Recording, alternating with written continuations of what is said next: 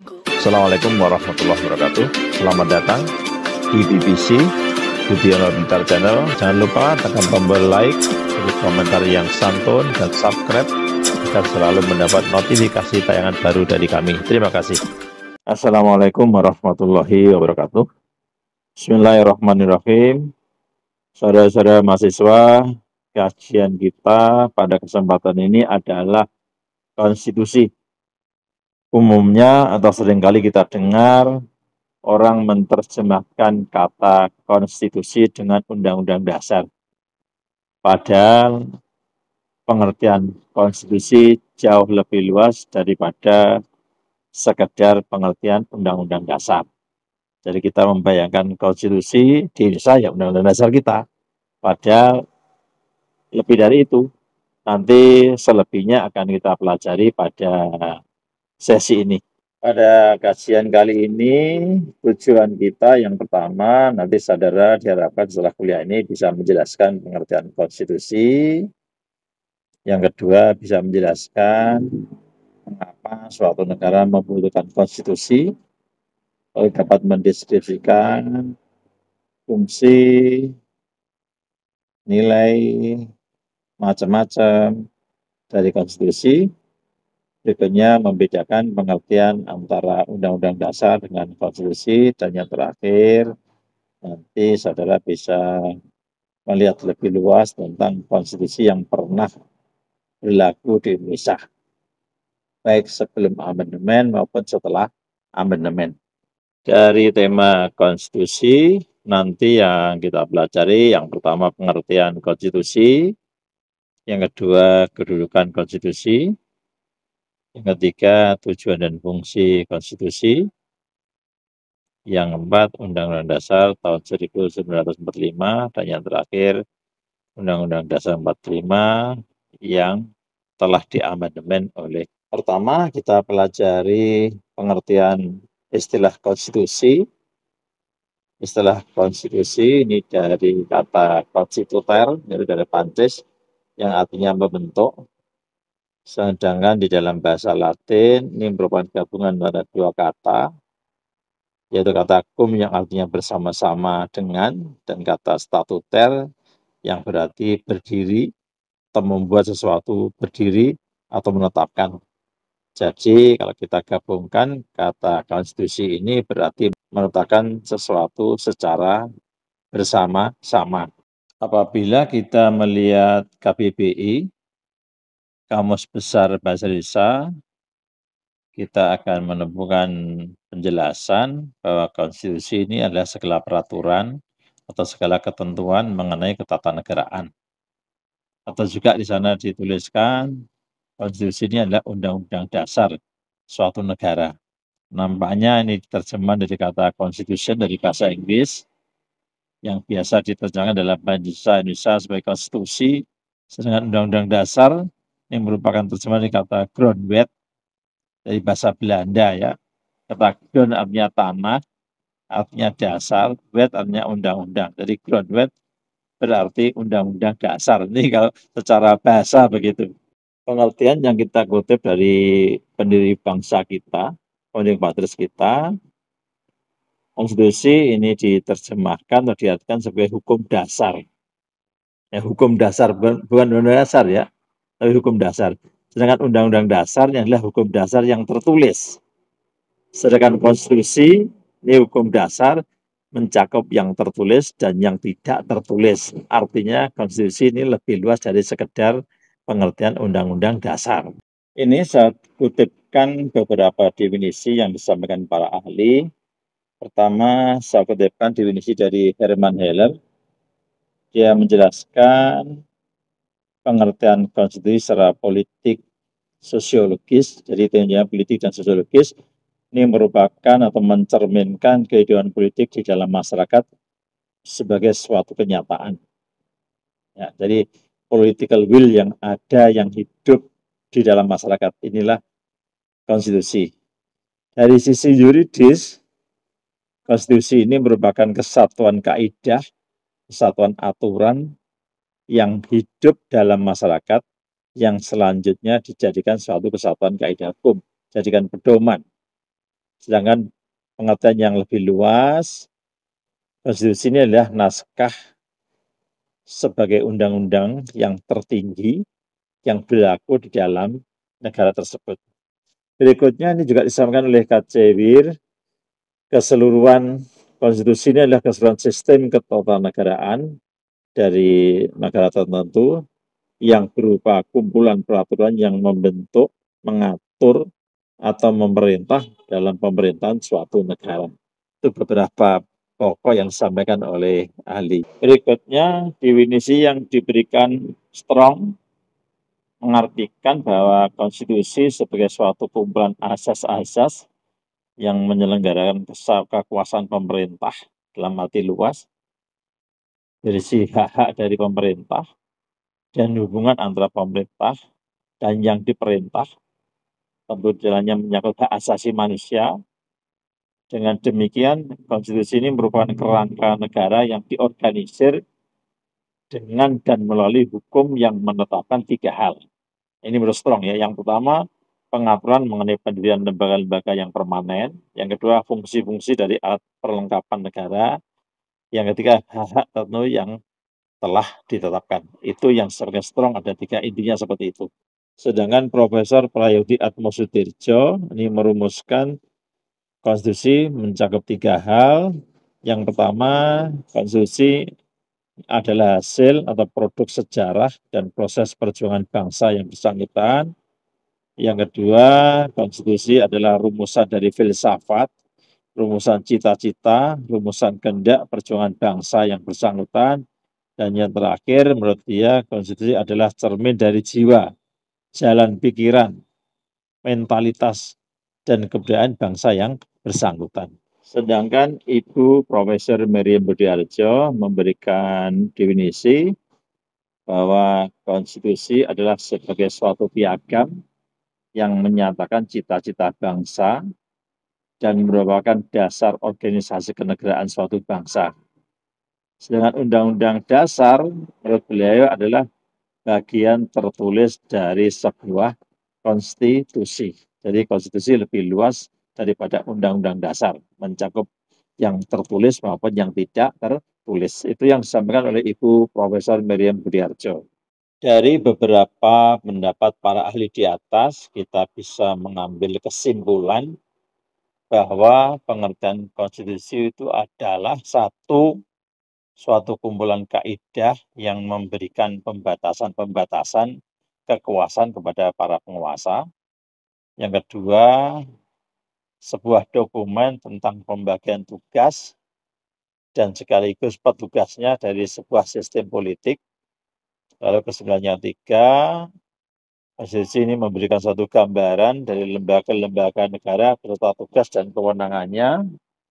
Sedangkan yang keempat, memberikan gambaran yang menyangkut tentang hak-hak asasi manusia. Dan yang terakhir, konstitusi ini memberikan gambaran tentang hak dan kewajiban warga negara, sistem sosial ekonomi, dan lagu kebangsaan, lambang negara, dan bahasa nasional. Itu kesimpulan yang bisa kita ambil dari yang disampaikan para ahli di atas ya. Konstitusi dapat diartikan secara luas dan sempit. Yang pertama, secara luas, konstitusi ini mencakup hukum dasar, baik yang tertulis maupun yang tidak tertulis, yang written constitution maupun yang unwritten constitution. Sedangkan pengertian konstitusi dalam arti yang sempit, ini adalah hukum dasar yang tertulis, yaitu Undang-Undang Dasar. Dengan pengertian ini, Undang-Undang Dasar ini merupakan konstitusi atau merupakan hukum dasar yang tertulis saja. Karena di samping itu ada yang tidak tertulis yang biasa disebut dengan konvensi. Ya, konvensi. Subtema berikut adalah kedudukan dan sifat konstitusi. Konstitusi yang berlaku di dunia pada umumnya merupakan dokumen atau hasil kodifikasi. Kodifikasi itu pembukuan secara sistematis ya, yang secara umum berisi hal-hal yang mendasar dari suatu negara yang berupa aturan-aturan dasar atau norma-norma dasar yang dipakai sebagai pedoman pokok negara. Meskipun demikian, untuk negara-negara tertentu masih memiliki konstitusi yang tidak dikodifikasikan, belum dibuka secara sistematis. Meskipun tidak berupa dokumen, konstitusi tersebut efektif dijalankan oleh penyelenggara negara di negara yang bersangkutan. Konstitusi dimaksud bersifat tidak tertulis atau tadi kita sebut konvensi. Misalnya Inggris, Belanda, ini masih menggunakan hukum dasar yang tidak tertulis, yang bersifat konvensi hingga saat ini. Namun pada umumnya, pada hakikatnya, konstitusi itu mencakup 3 hal pokok. Yang pertama, adanya jaminan terhadap hak-hak asasi manusia dan warga negaranya. Yang kedua, ditetapkan susunan ketatanegaraan suatu negara yang bersifat fundamental, yang bersifat mendasar. Dan tiga, adanya pembagian dan pembatasan tugas ketatanegaraan yang juga bersifat fondamen. Jadi ada 3 intinya. Jadi 1, jaminan hak asasi manusia dan warga negaranya. Yang kedua, ditetapkan susunan ketatanegaraan yang bersifat fondamen. Yang ketiga, ada pembagian tugas dan juga ada pembatasan kekuasaan yang bersifat fondamen. Menurut Lemhanas, Lembaga Pertahanan Nasional, bahwa konstitusi suatu negara pada umumnya memuat tujuan nasional, memuat ideologi, memuat aturan dasar tentang bentuk negara, bentuk pemerintahan, penetapan kelembagaan negara, sistem tata kelola negara, sistem kewilayahan negara, juga sistem politik kekuasaan, sistem hukum, sistem ekonomi, sistem sosial, juga memuat hak dan kewajiban warga negara, memuat hak dan kewajiban negara, memuat masalah bahasa, masalah lagu kebangsaan, dan lambang-lambang atau simbol-simbol negara. Itu yang disampaikan oleh Lembaga Pertahanan Nasional pada tahun 2011 yang lalu. Pada umumnya, konstitusi dalam setiap negara di dunia memiliki kedudukan formal yang sama, yaitu sebagai hukum dasar dan sebagai hukum tertinggi. Konstitusi sebagai hukum dasar karena berisi aturan dan ketentuan tentang hal-hal yang mendasar dalam kehidupan suatu negara, yang diantaranya memuat 3 hal. 1, dasar adanya. 2, sumber kekuasaan bagi lembaga negara. Yang ketiga, dasar adanya dan sumber bagi isi aturan hukum yang ada di bawahnya. Ini sebagai hukum dasar. Konstitusi sebagai hukum tertinggi, artinya aturan-aturan yang terdapat di dalam konstitusi ini secara hierarkis mempunyai kedudukan lebih tinggi dari semua aturan yang ada. Jadi aturan yang lainnya harus di bawah hukum tertinggi ini. Oleh karena itu, aturan-aturan lain yang dibuat oleh pembentuk undang-undang harus sesuai atau tidak boleh bertentangan dengan undang-undang dasar. Jadi barometernya adalah undang-undang dasar, karena sebagai konstitusi, sebagai hukum yang tertinggi di negara itu. Semua harus selaras dengan ini, tidak boleh bertentangan. Jika bertentangan, tentu harus digugurkan, harus dibatalkan. Menurut Profesor Miriam Budiarjo, konstitusi atau undang-undang dasar itu memuat ketentuan-ketentuan sebagai berikut. 1, organisasi negara, misalnya pembagian kekuasaan antara badan eksekutif, legislatif, dan yudikatif. Dalam negara federal ada pembagian kekuasaan antara pemerintah federal, yaitu pemerintah pusat, dengan pemerintah daerah atau negara bagian. 2, ada pembagian kekuasaan antara pemerintah pusat dengan pemerintah daerah atau negara bagian. 3, ada pembagian kekuasaan antara pemerintah federal, yaitu pemerintah pusat, dengan pemerintah daerah atau negara bagian. 4, ada pembagian kekuasaan antara pemerintah daerah atau negara bagian. Lalu ada prosedur penyelesaian masalah pelanggaran yurisdiksi lembaga negara. Yang kedua, berisi hak-hak asasi manusia. Yang ketiga, berisi prosedur bagaimana cara mengubah Undang-Undang Dasar itu sendiri. Dan yang keempat, yang disampaikan oleh Meriam Budi Harjo, ada kalanya memuat larangan untuk mengubah sifat-sifat tertentu dari Undang-Undang Dasar. Misalnya, di dalam Undang-Undang Dasar tahun 1945 dilarang mengubah bentuk negara kesatuan. Jadi ada 4 hal itu yang disampaikan oleh Meriam Budi Harjo. Beberapa kesimpulan yang bisa kita tarik bahwa tujuan dibentuknya konstitusi antara lain membatasi kekuasaan agar berjalan efektif. Jadi agar penyelenggara negara tidak sewenang-wenang, maka kekuasaan harus dibatasi dan dibatasi dengan Undang-Undang Dasar, dibatasi dengan konstitusi. Lalu yang kedua, konstitusi ini memiliki tujuan agar hak asasi warga negara terjamin. Ya, jadi hak asasi warga negara otomatis juga hak asasi manusia terjamin. Lalu yang ketiga, diperlukan suatu pengorganisasian kekuasaan yang terdistribusi, tidak terkonsentrasi pada satu tangan, tapi terbagi-bagi. Nah, untuk negara kita, ya ada pemerintah pusat, ada pemerintah daerah yang kita kenal dengan otonomi daerah. Jadi sangat berbahaya kalau kekuasaan berkumpul, berkonsentrasi, berakumulasi di satu tangan. Seperti yang disampaikan oleh dalil Monroe, kekuasaannya absolut cenderung disalahgunakan. Maka dibatasi dengan undang-undang ini, dengan konstitusi ini. Berikutnya tentang sifat-sifat konstitusi.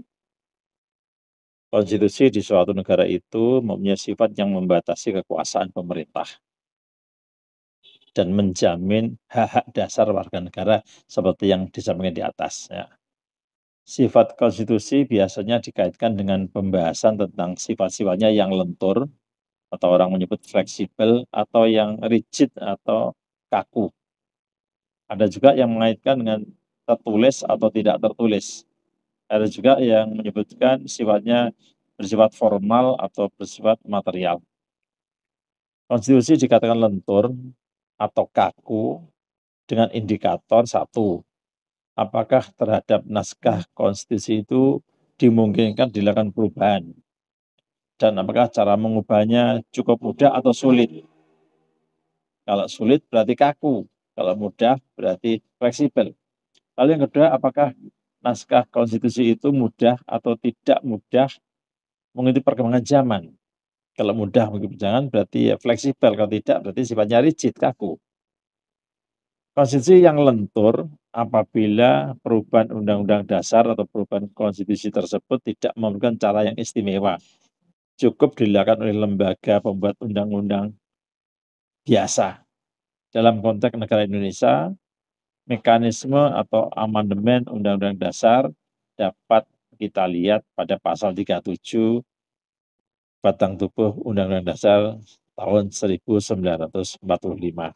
Berdasarkan pasal 37 Undang-Undang Dasar tahun 1945, amandemen yang keempat, perubahan keempat, menyatakan satu, usul perubahan pasal-pasal Undang-Undang Dasar dapat diagendakan dalam sidang MPR apabila diajukan oleh sekurang-kurangnya sepertiga dari jumlah anggota MPR. Lalu yang kedua, setiap usul perubahan pasal-pasal Undang-Undang Dasar diajukan secara tertulis dan ditunjukkan dengan jelas bagian yang diusulkan untuk diubah beserta alasannya. Yang ketiga, untuk mengubah pasal-pasal Undang-Undang Dasar, sidang MPR dihadiri oleh sekurang-kurangnya 2/3 dari jumlah anggota MPR. Jadi yang usul sepertiga, yang hadir 2/3. Yang keempat, putusan untuk mengubah pasal-pasal Undang-Undang Dasar dilakukan dengan persetujuan sekurang-kurangnya 50%, separuh artinya ya, ditambah satu anggota dari seluruh anggota MPR. Itu untuk Undang-Undang Dasar tahun 1945. Mekanisme perubahan konstitusi ini kiranya perlu rumit agar tidak mengurangi kesakralan konstitusi itu sendiri.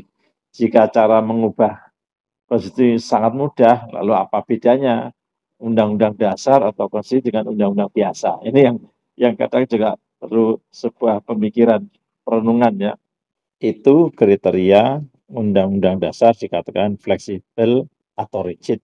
Sekarang undang-undang dasar yang sifatnya tertulis dan tidak tertulis. Undang-undang dasar dikatakan tertulis apabila ia ditulis dalam sebuah naskah atau beberapa naskah. Dengan kata lain, konstitusi tertulis adalah konstitusi yang dikodifikasikan, dibukukan ya, lengkap dengan sistematikanya yang teratur. Sedangkan konstitusi yang tidak tertulis, jika ketentuan-ketentuan yang ada mengenai pemerintah tidak tertulis. Tidak tertulis dalam sebuah naskah atau beberapa naskah. Yang sifatnya hanya sebuah konvensi, sebuah kebiasaan ketatanegaraan saja. Itu yang disampaikan oleh Busro seperti itu. Sedangkan sifat konstitusi dalam arti formil adalah perhatian terhadap prosedur pembentukannya harus istimewa dibanding dengan pembentukan undang-undang yang lain. Karena kalau tidak istimewa, apa bedanya dengan undang-undang biasa? Ya. Jadi lebih melihat prosedur pembentukannya. Sedangkan konstitusi dalam arti material adalah mekanisme pembentukannya yang material cenderung pada isinya yang terdiri atas pokok-pokok yang penting dari struktur dan organisasi negara. Itu bedanya. Jadi yang formal lebih pada prosedurnya, yang material lebih pada kontennya, lebih pada isinya. Berikutnya tentang tujuan konstitusi. Beberapa sarjana merumuskan tentang tujuan konstitusi sama dengan tujuan negara. Ya. Dalam hal ini untuk Indonesia, tujuan konstitusi Indonesia, maka dapat kita lihat pada pembukaan Undang-Undang Dasar tahun 1945, khususnya pada alinea 4. Jadi ada 4 tujuan. Yang pertama, melindungi segenap bangsa Indonesia dan seluruh tumpah darah Indonesia. Yang kedua, memajukan kesejahteraan umum. Yang ketiga, mencerdaskan kehidupan bangsa. Dan yang keempat, ikut serta melaksanakan ketertiban dunia. Itu tujuan konstitusi kita.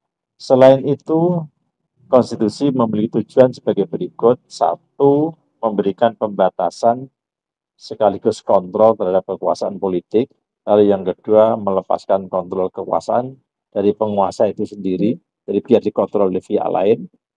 Lalu tiga, memberikan batasan-batasan ketetapan bagi para penguasa negara dalam menjalankan kekuasaan negara. Ubaidillah menyampaikan secara garis besar bahwa tujuan konstitusi adalah membatasi tindakan sewenang-wenang pemerintah, menjamin hak-hak rakyat yang diperintah, dan menetapkan pelaksanaan kekuasaan yang berdaulat. Jadi berdasarkan tujuan konstitusi tersebut, jelaslah bahwa konstitusi ada untuk menghindari kesewenang-wenangan dari penyelenggara negara. Selain itu pula, konstitusi juga harus menjamin hak-hak warga negara dapat dipenuhi. Dalam konstitusi Indonesia, pengaturan hak asasi warga negara ini kita bisa lihat di pasal 28A sampai pasal 28C.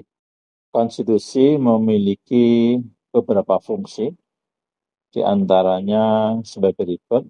Yang pertama, sebagai penentu atau pembatas kekuasaan. Yang kedua, sebagai pengatur hubungan antara organ negara. Yang ketiga, sebagai pengatur hubungan kekuasaan antara organ negara dengan warga negara. Yang keempat, sebagai pemberi atau sumber legitimasi, sumber pengesahan terhadap kekuasaan negara ataupun kegiatan penyelenggaraan kekuasaan negara. Fungsi berikutnya yang kelima, konstitusi sebagai penyalur atau pengalih kewenangan dari sumber kekuasaan yang asli kepada organ negara yang lain. Yang keenam, ini sebagai simbol pemersatu, sebagai identitas bangsa. Ya. Berikutnya juga sebagai sarana pengendali, sebagai social control. baik di bidang politik, bidang sosial maupun bidang ekonomi, dan juga tidak kalah pentingnya ini sebagai social engineering, jadi pembaruan masyarakat sebagai sarana perkayasaan atau social reform ya. Jadi bisa sebagai social engineering, bisa juga sebagai social reform. Nilai konstitusi atau nilai hukum dasar ada beberapa. Ini saya kutipkan pendapat Lowenstein dalam Lemhanas ya. Ada 3 nilai. Yang pertama adalah nilai normatif, yang kedua nilai nominal, yang ketiga adalah nilai semantik. Yang dimasukkan nilai normatif ini bahwa rakyat secara kompak menerima konstitusi ini sebagai suatu kenyataan hidup dan dilaksanakan secara efektif. Artinya konstitusi ini memang benar-benar diterima dan dilaksanakan secara murni dan sesuai dalam kehidupan real mereka. Itu nilai normatif. Sedangkan yang kedua yang nilai nominal, artinya secara hukum konstitusi ini sudah berlaku, tetapi di dalam kenyataan sehari-hari belum dilaksanakan secara sempurna.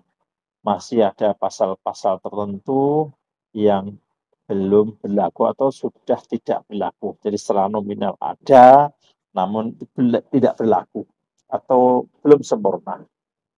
Dengan nilai semantik bahwa konstitusi ini hanya sekedar istilah saja, meskipun secara hukum konstitusi tak berlaku, tetapi dalam penyataannya, dalam pelaksanaannya selalu dikaitkan dengan kepentingan-kepentingan rezim yang sedang berkuasa. Jadi penentu kontennya adalah penguasa. Mau dilakukan seperti kehendak penguasa ini simpatik. Ya, tentu yang paling bagus ya yang A, yang normatif ya, normatif.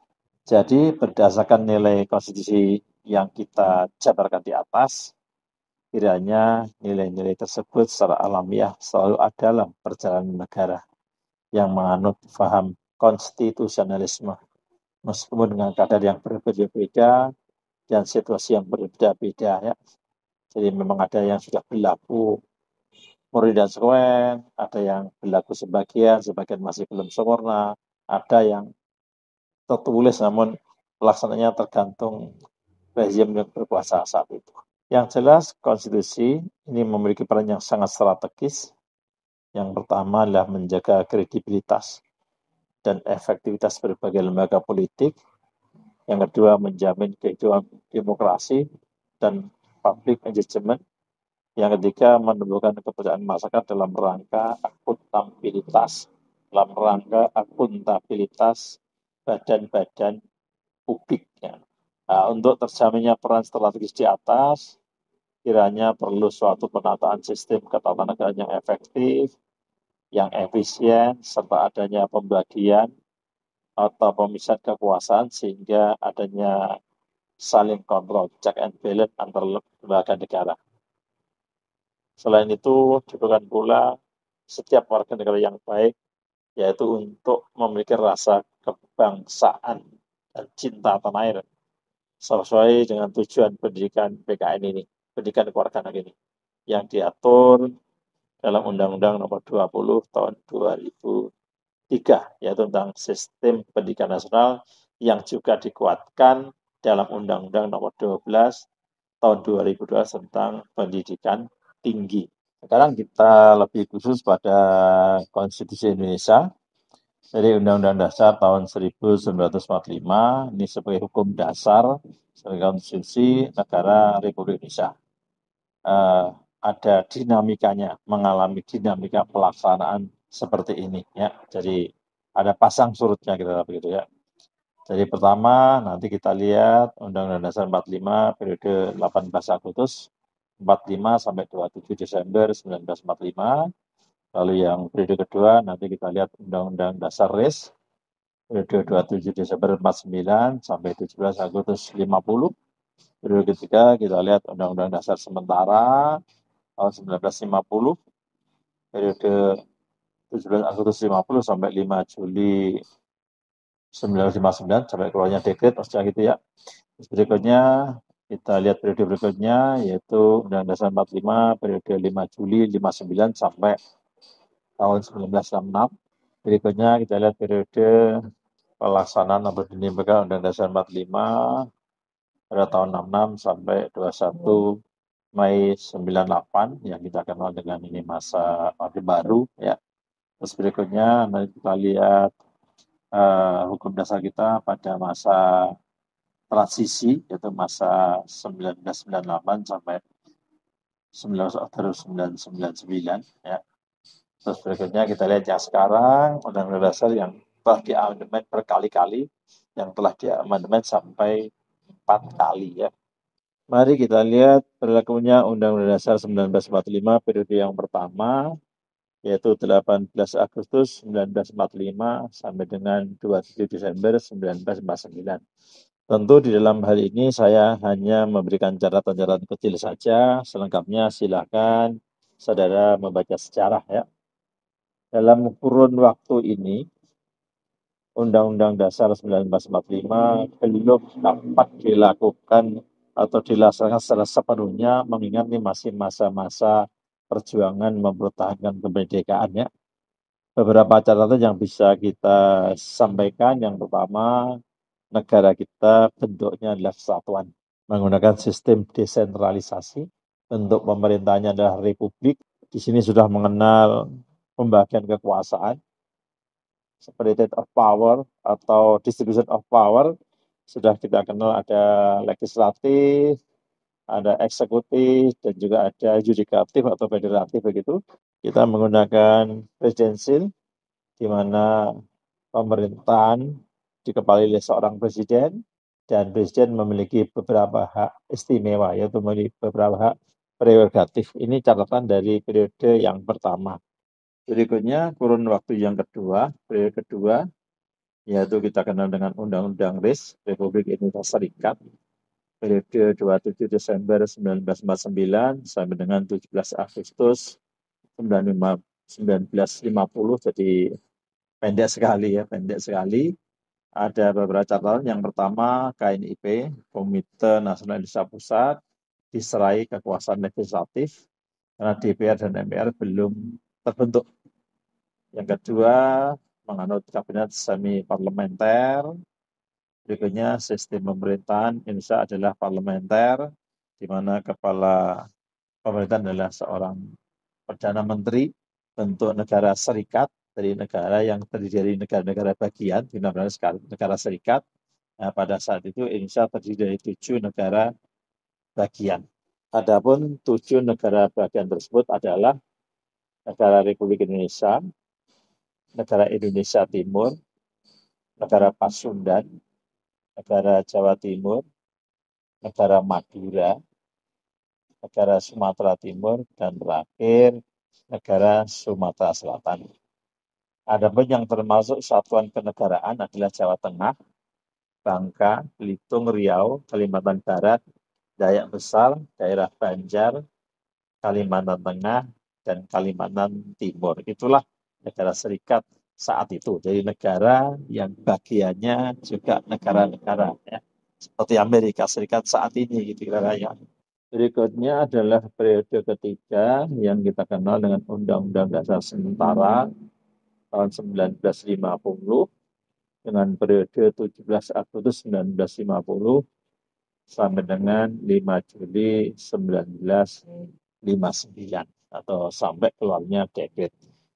Catatan kecil yang saya sampaikan, yang pertama, bentuk negara kesatuan, bentuk pemerintahnya republik, di mana presiden pemegang kedaulatan rakyat bersama dengan DPR, kepala negara presiden, sistemnya parlementer, ya, dan ditandai dengan adanya demokrasi liberal, jatuh bangunnya parlemen berganti-ganti dalam waktu yang singkat. Akhirnya, catatan akhir, Presiden mengeluarkan dekret yaitu 5 Juli 1959 dengan 3 isi pokok. Yang pertama, membubarkan konstituante. Yang kedua, memberlakukan kembali Undang-Undang Dasar 1945. Dan yang ketiga, membentuk MPR sementara dan DPA sementara, Dewan Pertimbangan Agung sementara.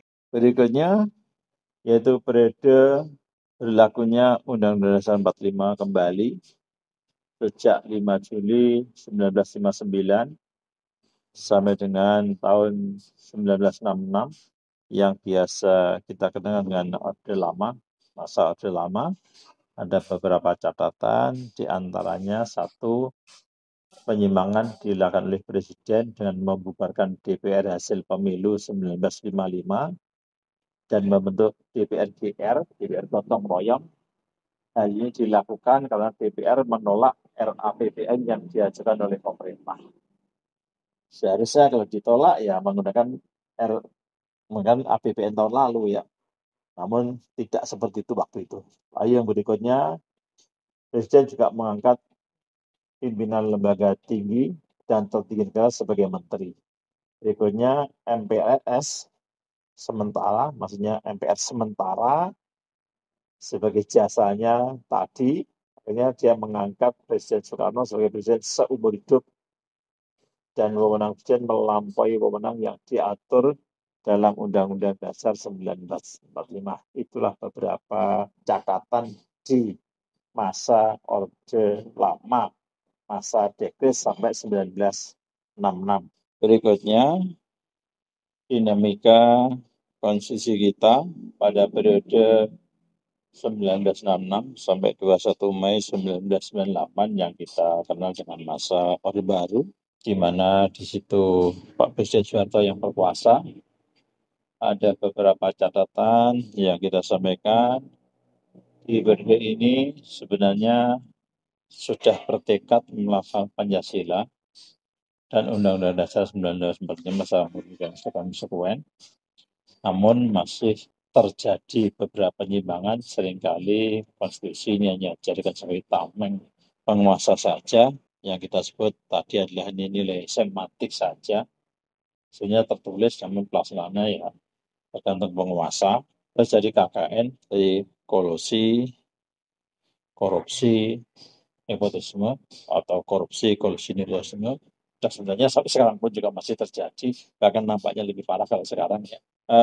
Terdapat sentralisasi kekuasaan di pemerintah pusat, jadi pemerintah pusat punya kuasa yang terlalu besar, kebebasan pers, kehidupan politik sangat terkekang, demokrasi mandek, tidak berjalan bagus, dan akhirnya tahun 1998 terjadi krisis moneter, terjadi ras, misalnya di Bank BCA ada ras, dan akhirnya krisis moneter ini merambat ke krisis politik, dan akhirnya Presiden Soeharto mengundurkan diri.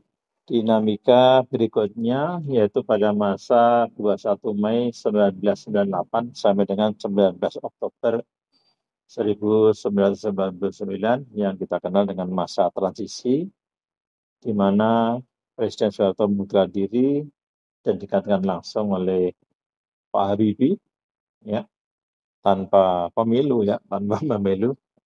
Karena Pak Habibie waktu itu adalah wakil presiden ya. Catatan berikutnya adalah demokrasi dibangun, yaitu dengan dipersiapkannya pemilu yang langsung, umum, bebas, dan rahasia, serta jujur dan adil. Dan disinilah Pak Habibie memang menjadi bapak demokrasi ya, saya sebut itu. Pak Habibie menyiapkan sistem yang bagus, dia tidak ikut campur siapa yang menggantikannya nanti. Tapi dia menyiapkan sistem yang bagus ya. Terserah rakyat milih pemilihnya siapa. Jadi Pak Habibie tidak ikut campur, tidak mencalonkan, tidak memberi sinyal siapa penggantinya, dibebaskan. Berikutnya, kebebasan media massa, kebebasan pers sangat bagus, sangat terjamin. Dan satu kecelakaan menurut saya ya, Timor Leste lepas dari NKRI melalui sebuah referendum pemerintah rakyat yang diawasi oleh PBB dan akhirnya dimenangkan oleh pihak yang pro kemerdekaan dan akhirnya lahirlah negara baru yaitu Republik Demokratik Timor Leste dan lepas dari Indonesia yang sebelumnya ini menjadi provinsi yang ke-27 dari Republik kita ini. Berikutnya yaitu periode yang sedang kita jalani sejak setelah transisi 99 sampai sekarang. Undang-Undang Dasar 1945 telah mengalami amandemen sampai amandemen yang keempat kali. Tolong saudara unduh Undang-Undang Dasar setelah amandemen 4 kali, Anda cermati, Anda lihat sana banyak perubahan yang sudah terjadi, tentu disesuaikan dengan perkembangan dan kondisi masyarakat Indonesia yang terus berkembang. Dan periode ini kita beri catatan adalah periode untuk memenuhi beberapa tuntutan-tuntutan saat reformasi 98 tadi. Ya. Dan kehidupan politik dan pers memang sudah mulai membaik. Namun Andalah yang bisa menilai, Anda bisa merasakan kondisi saat ini, dan tolong saudara yang memberi catatan-catatan apa yang Anda rasakan periode ini. Ya, periode ini. Pada periode ke-7 ini, pelaksanaan Undang-Undang Dasar 1945 bisa kita belah jadi dua, yaitu sebelum amandemen dan setelah amandemen. Amandemen dilaksanakan sudah 4 kali. Yang pertama tahun 99, kedua tahun 2000, ketiga tahun 2001, dan yang keempat tahun 2002. Yang perlu saudara mahasiswa ketahui bahwa dengan adanya amandemen ini bukan berarti setelah amandemen Undang-Undang Dasar 1945 yang asli tidak berlaku. Karena sistem perubahannya dilakukan secara adendum, yaitu dengan menyisipkan bagian perubahan ke dalam naskah Undang-Undang Dasar 1945. Sehingga dengan demikian yang asli tetap berlaku. Dan Undang-Undang Dasar 1945 sekarang terdiri atas hal-hal seperti ini. Yang pertama, naskah asli Undang-Undang Dasar 1945. Lalu yang kedua, naskah perubahan pertama, yaitu tahun 99. Lalu naskah perubahan kedua tahun 2000, naskah perubahan ketiga tahun 2001, dan terakhir naskah perubahan yang keempat, yaitu dan yang terakhir naskah perubahan keempat Undang-Undang Dasar tahun 1945, yaitu tahun 2002. Sehingga naskah Undang-Undang Dasar yang sekarang terdiri dari 5 hal itu. Sehingga yang asli masih tetap berlaku, karena tadi sistem perubahannya sistem adendum, hanya dengan menyisipkan hal-hal yang diubah. Ini salah satu contoh hasil amandemen. Setelah amandemen yang keempat, struktur ketatanegaraan kita seperti ini. Jelang bagian ini paling atas Undang-Undang Dasar 1945, kita tidak mengenal lagi lembaga tertinggi, tidak mengenal lagi lembaga tinggi. Yang jelas lembaga negara kita terdiri dari DPR, DPD, Dewan Perwakilan Daerah, ada MPR, ada BPK, ada Presiden dan Wakil Presiden, ada MFA, ada MK, Mahkamah Konstitusi, ada juga KJ, Komisi Yudisial. Itu saudara-saudara kajian kita, selebihnya silakan kaji sendiri apa hasil perubahan setelah amandemen keempat ini. Kiranya seterusnya, semoga bermanfaat. Assalamualaikum warahmatullahi wabarakatuh. Teman-teman, terima kasih telah menonton video ini. Semoga bermanfaat bagi kita semuanya. Amin, amin, ya rabbal alamin. Ini kita akhiri. Wassalamualaikum warahmatullahi wabarakatuh.